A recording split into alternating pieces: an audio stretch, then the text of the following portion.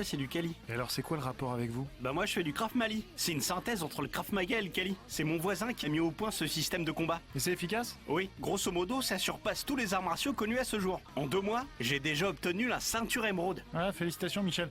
Bon, on peut peut-être s'y mettre là? Carrément, si vous voulez, je vous montre une attaque reversal. Non mais je parlais de l'émission en fait. Ah ok.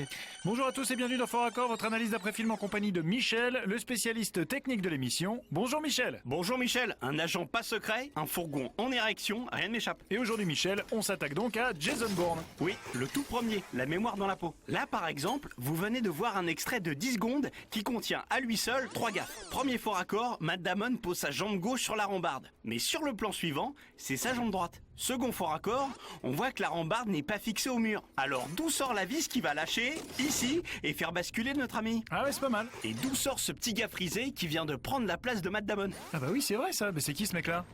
J'en sais rien. Je me le demande. Tout le monde se demande. Maintenant, regardez cette scène.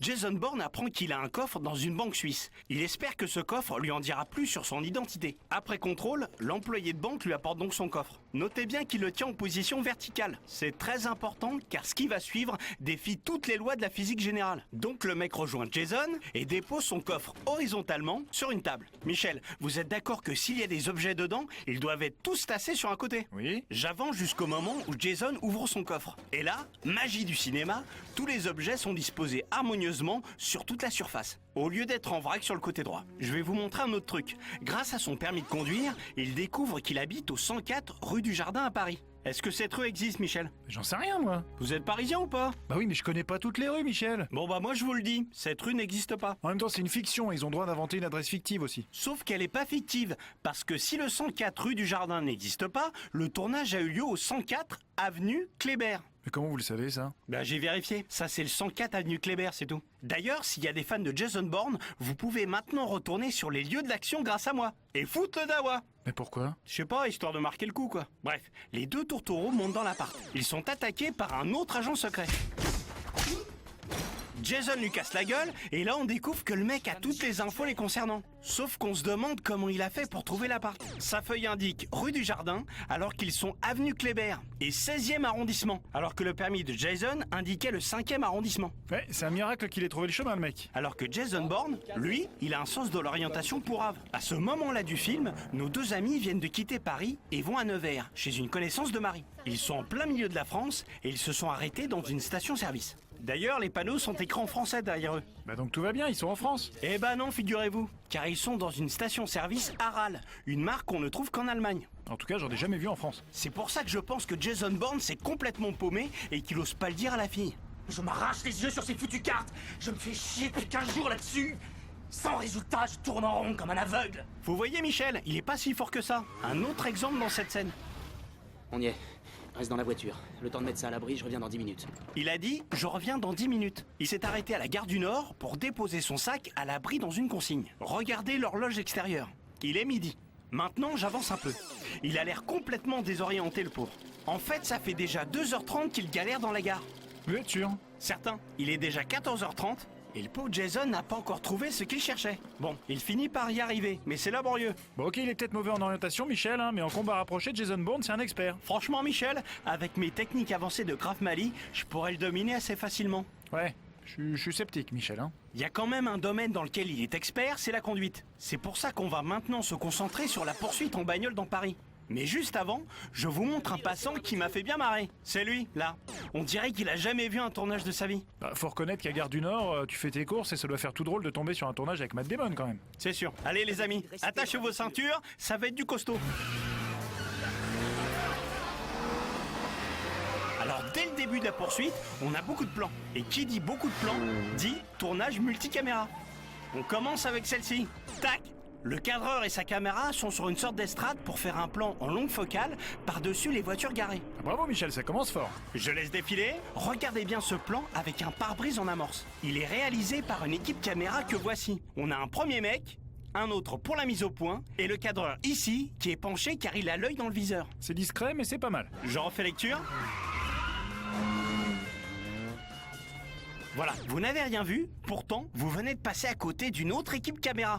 Que voici. Le cadreur est agenouillé et le pointeur accourt pour corriger la mise au point. J'imagine que leur plan est foiré puisqu'il n'apparaît pas dans le montage. Ça, c'est du très lourd, Michel, et c'est pour ça qu'on vous aime, hein. Ouais, je sais. Allez, j'ai fini avec les cadreurs, mais il y a d'autres trucs intéressants dans cette poursuite. J'avance un peu. Clac, regardez. Bourne va mettre un coup de volant pour esquiver les flics. Vous avez vu le volant? Ouais, je l'ai vu, ouais. Gros placement de produit. C'est clair, on voit bien qu'il y a écrit Mini. Et là, tout le monde se dit, punaise, on peut faire des trucs de ouf comme ça avec une Mini. Je veux en acheter une. Et au cas où il y aura un pecno qui saurait pas ce que c'est qu'une Mini, la réponse est dans le film. Voilà, c'est une Mini Cooper. Oula! Ah oui, ils ont carrément changé de volant pendant la poursuite. Oui, c'est pas banal. Je rembobine un tout petit peu. Regardez cette collision. Alors ça non plus, c'est pas banal. Je sais pas si vous avez vu, mais cette camionnette jaune est montée comme un âne. Mais qu'est-ce que c'est que ce machin? Bah, c'est une espèce de bras de levier qui se tend pour renverser la camionnette. Voilà. Sur cette image, on voit qu'il est bien tendu. S'il n'y avait pas ça, elle se retournerait pas. Super, Michel, mais c'est une mine d'or, cette poursuite. Et encore, je vous montre que les trucs les plus intéressants. Je fonce à la fin de la séquence. Bourne a réussi à semer les flics. Il s'engouffre dans un parking pour y abandonner la voiture. C'est le truc classique de l'agent secret. Tout abandonner, changer de visage et disparaître tel un caméléon. Maintenant, j'avance de 10 minutes dans le film. C'est la police parisienne qui retrouve le véhicule. Mais nos deux héros sont déjà loin. Ok, mais venez-en au fait, Michel. Vous l'avez sous les yeux, le fait. La Mini Cooper n'est pas censée avoir bougé d'un pouce depuis qu'ils l'ont abandonnée. Pourtant, si on compare le moment où ils garent la bagnole, là, et le moment où elle est retrouvée ici, ça saute aux yeux qu'elle n'est pas dans le même parking. Ah ouais! Mais quand même, je me demande pourquoi ils sont obligés de changer de décor comme ça. C'est une histoire d'argent, de planning? Moi, franchement, je pense que Jason aimait tellement cette guimbarde qu'il est allé faire un petit tour en cachette. N'est-ce pas, Jason? Je suis désolé. Voilà. Bon, je vais garder le plus drôle pour la fin. On est à peu près au début du film. Jason est repêché en mer. Il a perdu la mémoire. Il sait pas qu'il est un agent secret. Et là, attention, surtout, ne le quittez pas du regard, car il va disparaître sous vos yeux comme un ninja. Vous avez vu? Ah ouais, le mec est tellement entraîné à être invisible qu'il disparaît sans même savoir pourquoi. Ouais, ça paraît stylé comme ça, mais en fait, c'est assez ridicule. Pourquoi? Parce qu'en repassant l'action au ralenti, on peut voir comment il s'y prend. Il y a deux mecs qui passent au premier plan et qui font occlusion. Immédiatement, Matt Damon en profite pour aller se planquer derrière le petit véhicule. Ah ouais. Et là, on voit réapparaître son dos. Regardez, il suit le véhicule et se redresse sur la fin. Et si je rembobine, par en dessous, vous pouvez voir ses pieds. Carrément. Maintenant que vous l'avez bien identifié, je vous la repasse. Vous allez vraiment le voir courir derrière.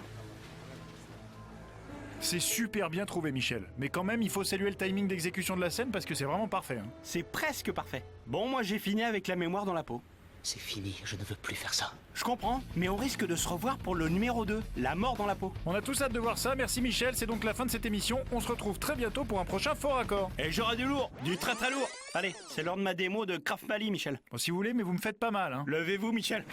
Mettez-moi un coup de poing au visage, je vais faire une parade et simultanément, je vais vous délivrer un coup mortel. Vous inquiétez pas, je m'arrêterai avant. On compte jusqu'à 3, on fait comment? Frappez quand vous voulez, Michel. D'accord. Je suis désolé, Michel, ça va? C'est quand même de l'arnaque, votre Krav Maga, là. Krav Mali.